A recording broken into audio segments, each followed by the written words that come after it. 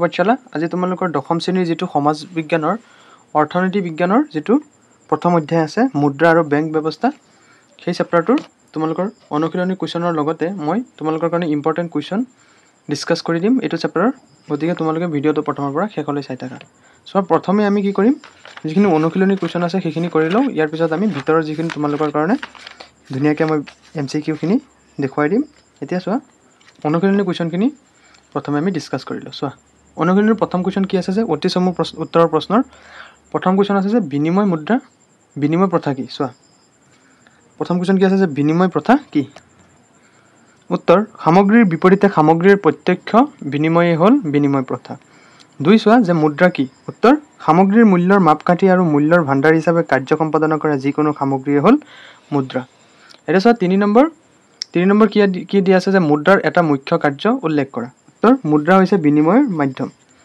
Next চোৱা student 4 number কি দিছে আমাক যে অবিহিত মুদ্ৰাৰ এটা উদাহৰণ দিয়া উত্তৰ অবিহিত মুদ্ৰাৰ এটা উদাহৰণ হ'ল চেক মুদ্ৰা এতিয়া চোৱা 5 নম্বৰ কুৱেশ্যন কি দিছে যে প্ৰতিনিধিত্বমূলক কাগজী মুদ্ৰা কি উত্তৰ চোৱা যে যি কাগজী মুদ্ৰা বিনিময়ৰ মাধ্যম হিচাপে সমমূল্যৰ সোণ বা ৰূপলৈ পৰিৱৰ্তিত হৈছিল সেইবোৰ কাগজী মুদ্ৰাক প্ৰতিনিধিত্বমূলক কাগজী মুদ্ৰা বোলে এতিয়া চোৱা 6 নম্বৰ কুৱেশ্যন কি যে বেংক কি ইয়াৰ উত্তৰ চোৱা যে বেংক হ'ল এবিধ বিত্তীয় অনুষ্ঠান যি ঋণৰ ব্যৱসায় কৰে 7 চোৱা যে ভাৰতীয় ৰিজাৰ্ভ বেংক কোন চনত স্থাপিত হৈছিল উত্তৰ 1935 চনত 8 চোৱা যে চলিত আমানত কি উত্তৰ চোৱা যে বাণিজ্যিক বেংকৰ এটা ভাগ চলিত আমানত হ'ল বাণিজ্যিক বেংকে সঞ্চয় সংগ্ৰহ কৰা এটা ব্যৱস্থা এতিয়া চোৱা ষ্টুডেণ্ট চমু উত্তৰ প্ৰশ্নৰ চোৱা প্ৰথম কুৱেশ্যনটো কি যে সংগতিবিহীন অভাৱে বিনিময় প্ৰথাত কিদৰে সমস্যাৰ সৃষ্টি কৰে চোৱা প্ৰথম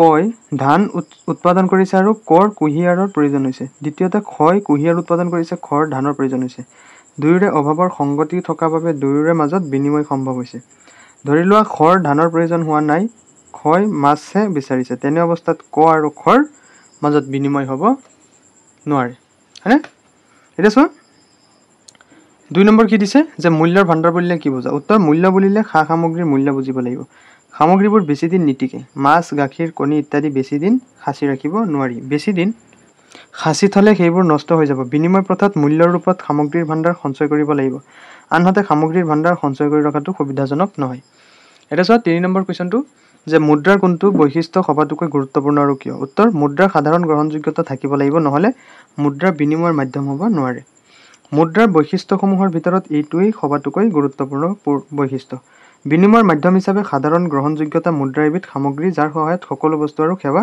সামগ্ৰীৰ মূল্য প্ৰকাশ কৰা হয় এতিয়া চোৱা 4 নম্বৰ কুৱেশ্যন যে মুদ্ৰাৰ তাৰল্য গুণ কি উত্তৰ যিকোনো মুদ্ৰা সমমূল্যৰ সা সামগ্ৰীলৈ তৎক্ষণাত আৰু প্ৰত্যক্ষভাৱে ৰূপান্তৰিত হ'লে মুদ্ৰাৰ তাৰল্য গুণ আছে বুলি ক'ব লাগিব 5 চোৱা যে মুদ্ৰা সা সামগ্ৰীৰ মূল্যৰ উমৈহতীয়া মাপকাঠি ব্যাখ্যা কৰিব দিছে আমাক চোৱা যে মুদ্ৰাই সা সামগ্ৰীৰ মূল্যৰ মাপকাঠি হিচাপে কাৰ্য সম্পাদন কৰে সকলো আৰ্থিক সামগ্ৰীৰ মূল্য আছে মুক্ত সামগ্ৰীৰহে মূল্য নাথাকে আমি সেৱন কৰা বতাহ সূৰ্যৰ ৰশ্মি নৈৰ পানী ইত্যাদিৰ বাবে মূল্য দিব নালাগে যিবোৰ সামগ্ৰীৰ বজাৰত বেচা কিনা হয় সেইবোৰ সামগ্ৰীৰ মূল্য আছে মুদ্ৰাৰ ৰূপত প্ৰকাশ কৰা সামগ্ৰীৰ বিনিময় মূল্যই হ'ল সামগ্ৰীটোৰ দাম মুদ্ৰা সামগ্ৰীৰ মূল্যৰ উমৈহতীয়া মাপকাঠি কাৰণ সকলো আৰ্থিক সামগ্ৰীৰ মূল্য ভাণ্ডাৰ ৰূপত প্ৰকাশ কৰা হয় এতিয়া চোৱা ষ্টুডেণ্ট 6 নম্বৰ কুৱেশ্যনটো কি দিছে যে সসীম বিহিত আৰু অসীম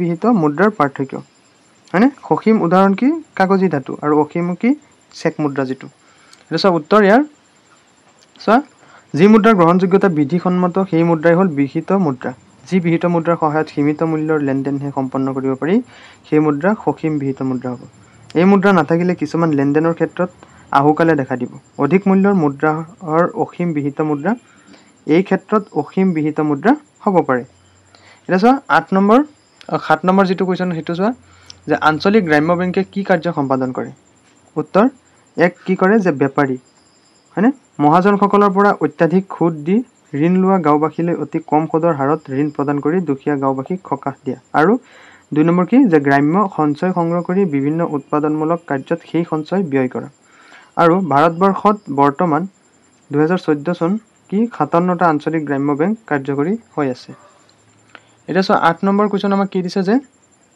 অনা বেংক প্ৰতিষ্ঠানসমূহ বেংকতকৈ কি অৰ্থত বেলেগ উত্তৰ বেংকৰ দৰে অনা বেংক বিত্তীয় প্ৰতিষ্ঠানসমূহেও সঞ্চয়কাৰীৰ পৰা সঞ্চয় বা আমানত সংগ্ৰহ কৰে আৰু সেই সঞ্চয় বিভিন্নজনলৈ ঋণ হিচাপে আগবঢ়ায়। কিন্তু বেংকৰ ক্ষেত্ৰত যিদৰে চেকৰ জৰিয়তে সঞ্চয়কাৰীয়ে নিজৰ জমা ধন উলিয়াই আনিব পাৰে, অনা বেংক প্ৰতিষ্ঠানসমূহে চেকৰ যোগান নধৰে আৰু সেয়ে চেকৰ জৰিয়তে এনেবোৰ প্ৰতিষ্ঠানৰ পৰা সঞ্চয়কাৰীয়ে নিজৰ জমা ধন উলিয়াই অনাৰ সুযোগ লাভ নকৰে।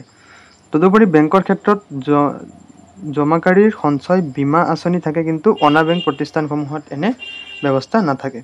এতিয়া চোৱা, দীঘল উত্তৰৰ প্ৰশ্নৰ প্ৰথম কুৱেশ্যনটো কি দিছে যে বিনিময় প্ৰথাৰ 4টা অসুবিধা ব্যাখ্যা কৰা। উত্তৰ চোৱা যে বিনিময় প্ৰথাৰ 4টা অসুবিধা তলত উল্লেখ কৰা হ'ল। এক হ'ল কি সংগতিবিহীন অভাৱ। প্ৰথম কয় ধান উৎপাদন কৰিছে আৰু কৰ কুঁহিয়াৰৰ প্ৰয়োজন হৈছে। দ্বিতীয়তে খয় কুঁহিয়াৰ উৎপাদন কৰিছে আৰু খৰ ধানৰ প্ৰয়োজন হৈছে। দুয়োৰে অভাৱৰ সংগতি থকাৰ বাবে দুয়োৰে মাজত কি হয়, বিনিময় সম্ভৱ হৈছে। ধৰি লোৱা হওক যে খ ধানৰ প্ৰয়োজন হোৱা নাই, খয় মাছহে বিচাৰিছে, তেনে অৱস্থাত ক আৰু খৰ মাজৰ বিনিময় হ'ব নোৱাৰে। ইয়াৰ পিছত ছেকেণ্ড কি দিছে যে হিচাপ নিকাচৰ উমৈহতীয়া এককৰ অভাৱ। চোৱা, বিনিময়যোগ্য সামগ্ৰীৰ সংখ্যা বহুত, প্ৰতিটো সামগ্ৰীৰ মূল্য আন সামগ্ৰীৰ মাধ্যমেৰে প্ৰকাশ কৰিব লাগিব। বজাৰত যিমান সামগ্ৰী আছে, যিমান সামগ্ৰীৰ বিপৰীতে বিনিময় হাৰ থাকিব লাগিব, সিমান সামগ্ৰীৰ বিপৰীতে বিনিময় হাৰ থাকিব লাগিব। বজাৰলৈ ওলাই যাওঁতে এগৰাকী ব্যক্তিয়ে ইমানবোৰ বিনিময় হাৰ মনত ৰাখি যাব লাগিব। এইটো অসম্ভৱ কথা হ'ব। মুদ্ৰা ব্যৱস্থাত মুদ্ৰা হ'ল উমৈহতীয়া একক। 3 বিভাজনশীলতাৰ অসুবিধা। মুদ্ৰা বিভাজনীয়। অধিক মুদ্ৰাৰ লেনদেনৰ বাবে যিদৰে মুদ্ৰা আছে, একেবাৰে কম মূল্যৰ লেনদেনৰ বাবেও সেইদৰে মুদ্ৰা আছে। 1000 টকাৰ কাগজী নোটখন 500, 100, 50, 20, 10 আৰু 5 টকাৰ নোটলৈ আৰু 5 টকীয়া নোটখন 2 টকা, 1 টকা আৰু 50 পইচালৈ খুচুৰা কৰি ল'ব পাৰি। 50 পইচাৰ লেনদেনেই হওক বা 1 কোটি টকাৰ লেনদেনেই হওক, মুদ্ৰা ব্যৱস্থাত অবিভাজনীয়তাই সমস্যাৰ সৃষ্টি কৰিব নোৱাৰে। নেক্সট হৈছে 4 নম্বৰ, মূল্য ভাণ্ডাৰৰ অভাৱ। মূল্য বুলিলে সা সামগ্ৰীৰ মূল্য বুজিব লাগিব। সামগ্ৰীবোৰ বেছি দিন নিটিকে, যেনে মাছ, গাখীৰ, কণী ইত্যাদি বেছি দিন সাঁচি ৰাখিব নোৱাৰি। বেছি দিন সাঁচি থ'লে সেইবোৰ নষ্ট হৈ যাব। বিনিময় প্ৰথাত মূল্যৰ ৰূপত সামগ্ৰীৰ ভাণ্ডাৰ সঞ্চয় কৰিব লাগিব। আনহাতে সামগ্ৰীৰ ভাণ্ডাৰ সঞ্চয় কৰি ৰখাটো সুবিধাজনক নহয়। এতিয়া চোৱা 2 নম্বৰ কুৱেশ্যনটো কি দিছে যে মুদ্ৰাৰ যিকোনো 4টা প্ৰধান বৈশিষ্ট্য উল্লেখ কৰা। চোৱা উত্তৰ, মুদ্ৰাৰ 4টা বৈশিষ্ট্য তলত উল্লেখ কৰা হ'ল। এক হ'ল যে মুদ্ৰাৰ সাধাৰণ গ্ৰহণযোগ্যতা থাকিব লাগিব, নহ'লে মুদ্ৰা বিনিময়ৰ মাধ্যম হ'ব নোৱাৰে। মুদ্ৰাৰ বৈশিষ্ট্যসমূহৰ ভিতৰত এইটোৱেই সবাতোকৈ গুৰুত্বপূৰ্ণ বৈশিষ্ট্য। 2 হ'ল যে মুদ্ৰাৰ চিনাক্তকৰণ সহজ হ'ব লাগিব। আন সকলোবোৰ সামগ্ৰীতকৈ ই বেলেগ হ'ব লাগিব। মুদ্ৰাৰ চিনাক্তকৰণ সহজ নহ'লে সামগ্ৰী বেচা কিনাৰ সময়ত জটিলতাই দেখা দিব।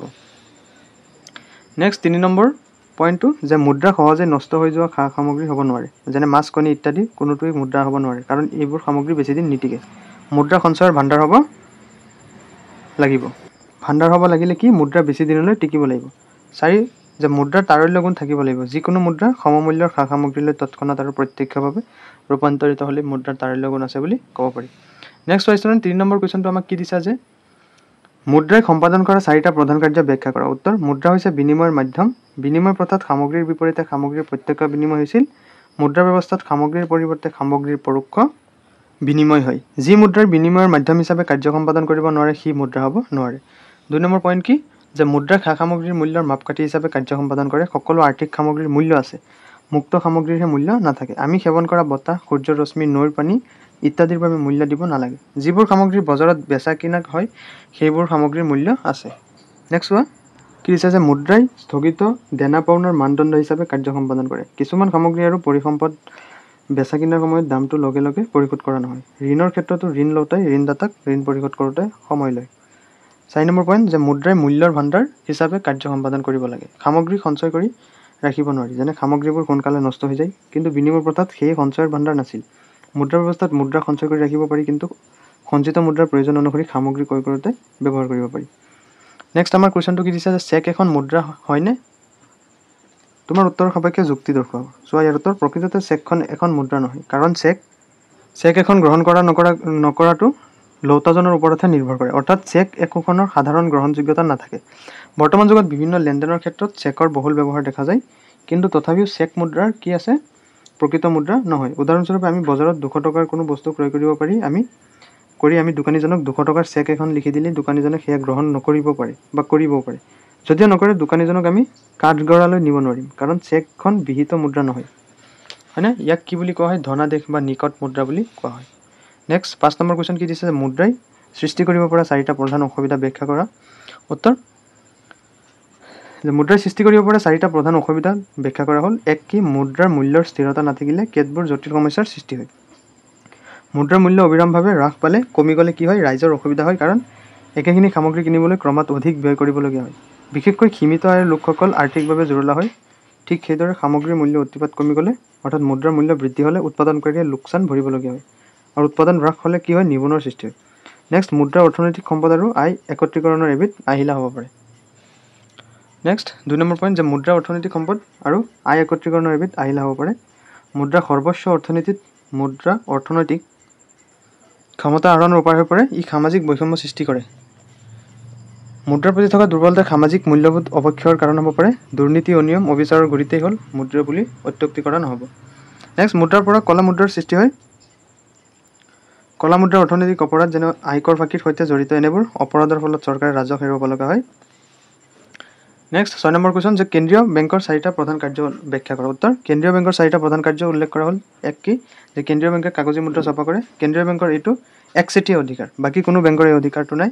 আৰু নেক্সট 2 নম্বৰ পইণ্ট, যে কেন্দ্ৰীয় বেংকে আমানত মুদ্ৰা বা ঋণ মুদ্ৰাৰ পৰিমাণ নিয়ন্ত্ৰণ কৰে। এই মুদ্ৰা দেশৰ সৰ্বমুঠ মুদ্ৰাৰ এক বৃহৎ অংশ। কেন্দ্ৰীয় বেংকে ঋণ নিয়ন্ত্ৰণ ব্যৱস্থা বুলি গ্ৰহণ কৰি বাণিজ্যিক বেংকসমূহৰ ঋণ প্ৰদান ক্ষমতা নিয়ন্ত্ৰণ কৰিব পাৰে।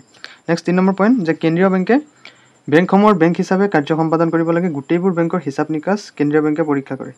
কেন্দ্ৰীয় বেংক অন্যান্য বেংকৰ বিপদৰ বন্ধু। আৰ্থিক সংকটৰ সময়ত কেন্দ্ৰীয় বেংকেই বেংকসমূহৰ বাবে শেষ আশ্ৰয়স্থল।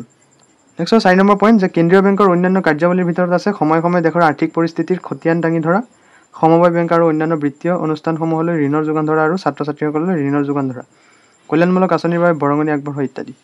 এতিয়া ষ্টুডেণ্ট 7 নম্বৰ কুৱেশ্যনটো চোৱা, যে বাণিজ্যিক বেংকে সম্পাদন কৰা দুটা প্ৰধান কাৰ্য ব্যাখ্যা কৰা। উত্তৰ, বাণিজ্যিক বেংকে সম্পাদন কৰা দুটা প্ৰধান কাৰ্য হ'ল, যে বাণিজ্যিক বেংকে সঞ্চয় সংগ্ৰহ কৰে। বাণিজ্যিক বেংকসমূহে ঋণৰ যোগান ধৰে। কৃষক, উদ্যোগপতি, কাৰিকৰ, ঠেলা চালক, ৰিক্সা চালককে ধৰি সমাজৰ বিভিন্ন শ্ৰেণীৰ লোকে বাণিজ্যিক বেংকৰ পৰা ঋণ লাভ কৰে। থাৰ্ড চোৱা, যে বাণিজ্যিক বেংকসমূহে ঋণ মুদ্ৰাৰ সৃষ্টি কৰে। প্ৰাথমিক বা নিষ্ক্ৰিয় আমানতৰ ভিত্তিত বেংকসমূহে উদ্ভৱ বা সক্ৰিয় আমানত সৃষ্টি কৰে। সঞ্চয়কাৰীয়ে বেংকত যি পৰিমাণ সঞ্চয় জমা হয় সেই পৰিমাণটোৱেই হ'ল প্ৰাথমিক বা নিষ্ক্ৰিয় আমানত। প্ৰাথমিক আমানত এটা অংশ জমা ৰাখি বাকীখিনি বেংকসমূহে ঋণ হিচাপে আগবঢ়ায়। এইটো চোৱা, 8 নম্বৰ কুৱেশ্যন আমাক কি দিছে, যে তলত উল্লেখ কৰা প্ৰতিষ্ঠানসমূহে কি কাৰ্য সম্পাদন কৰে চমুকৈ ব্যাখ্যা কৰা। প্ৰথম দিছে IDBI। চোৱা, IDBI ইয়াৰ মূল কাৰ্যসমূহ হ'ল যে ঔদ্যোগিক প্ৰতিষ্ঠানসমূহলৈ বিত্তীয় সাহায্য প্ৰদান কৰা। নেক্সট কি, যে অৰ্থনৈতিকভাৱে পিছপৰা অঞ্চলসমূহৰ উদ্যোগলৈ ৰেহাই সুদৰ হাৰত এই বেংকে ঋণ আগবঢ়ায়। 3 কি, বেংকটোৱে প্ৰশিক্ষণৰ জৰিয়তে উদ্যোগবিহীন জিলাসমূহত ঔদ্যোগিক উদ্যম বৃদ্ধিৰ বাবে আগভাগ লয় আৰু ঔদ্যোগিক উন্নয়নৰ সৈতে জড়িত প্ৰতিষ্ঠানসমূহৰ প্ৰসাৰতা বৃদ্ধিত সহায় কৰে। এই বেংকটোৱে উদ্যোগসমূহলৈ ঋণ আদিৰ ৰূপত প্ৰত্যক্ষভাৱে আৰ্থিক সাহায্য আগবঢ়ায়। বেংকটোৱে পৰোক্ষভাৱেও উদ্যোগসমূহলৈ সাহায্য আগবঢ়ায়।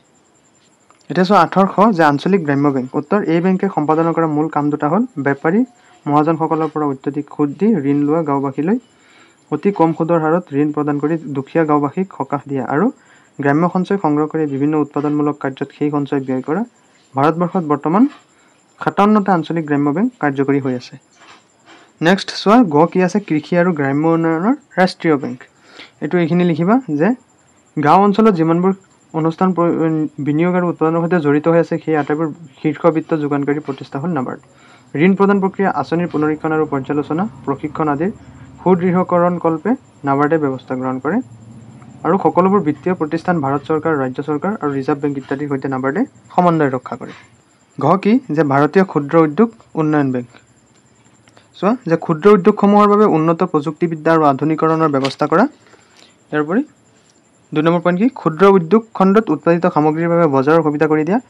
অৰ্ধনগৰ এলেকাত ক্ষুদ্ৰ উদ্যোগসমূহত অধিক বিনিয়োগৰ ব্যৱস্থা কৰি গাঁও আৰু অৰ্ধনগৰ এলেকাৰ পৰা চহৰলৈ জনসংখ্যাৰ বহিৰ্গমন ৰোধ কৰা। আৰু ৰাজ্যিক বিত্ত নিগম, ঔদ্যোগিক নিগম, ব্যৱসায়িক বেংক, সমবায় বেংক আৰু আঞ্চলিক গ্ৰাম্য বেংকসমূহলৈ অৰ্থ সাহায্য আগবঢ়োৱা। এই অনুষ্ঠানবোৰৰ যোগেদি ক্ষুদ্ৰ উদ্যোগলৈ ঋণ আগবঢ়োৱা। এতিয়া ষ্টুডেণ্ট, তোমালোকৰ এইটো চেপ্টাৰৰ অনুশীলনী কুৱেশ্যনখিনি শেষ হ'ল। এতিয়া মই তোমালোকৰ যিখিনি ইম্পৰ্টেণ্ট MCQ তাৰোপৰি ভিতৰৰ যিখিনি ইম্পৰ্টেণ্ট কুৱেশ্যন সেইখিনি বাছি দি আছোঁ। চোৱা, প্ৰথমে তুমি বিনিময় প্ৰথা কাকো, এইটোতো আছেই কুৱেশ্যনত। ইয়াৰ উপৰি তুমি যিখিনি সংগতিবিহীন অভাৱ সেইখিনিও আছে। এতিয়া মুদ্ৰাৰ ক্ৰমবিকাশৰ 5টা পৰ্যায় যিখিনি আছে সেইখিনি। ইয়াৰ উপৰি মুদ্ৰা হস্তান্তৰ হ'ব লাগিব, এইটো পইণ্ট।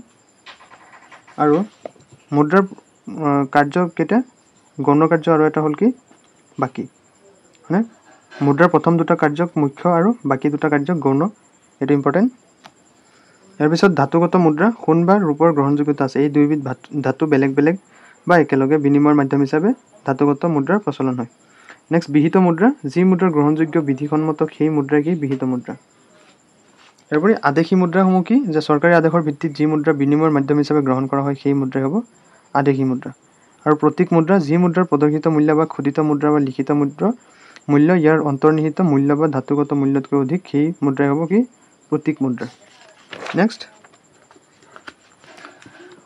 মান মুদ্ৰা টপত মুদ্ৰা সংকুচিত মুদ্ৰা কেন্দ্ৰীয় বেংকৰ কাৰ্যৰ জৰিয়তে সংকুচিত মুদ্ৰাৰ সৃষ্টি হয় উদাহৰণ হিচাপে যেনে ভাৰতীয় ৰিজাৰ্ভ বেংক তাৰপিছত নেক্সট হ'ব যে ভাৰতবৰ্ষত 1770 চনত প্ৰথমটো বেংক স্থাপন কৰা হৈছিল এই বেংকটোৰ নাম কি আছিল বেংক অফ হিন্দুস্তান 1770 নেক্সট অসমৰ প্ৰথমটো বেংক হ'ল গুৱাহাটী বেংক যিটো 1926 চনত স্থাপিত হৈছিল নেক্সট কেন্দ্ৰীয় বেংকটো বহুত ইম্পৰ্টেণ্ট এইটো প্ৰত্যেকটো পইণ্ট মুখস্থ কৰিব লাগিব গতিকে এইটো চেপ্টাৰ শেষ হ'ল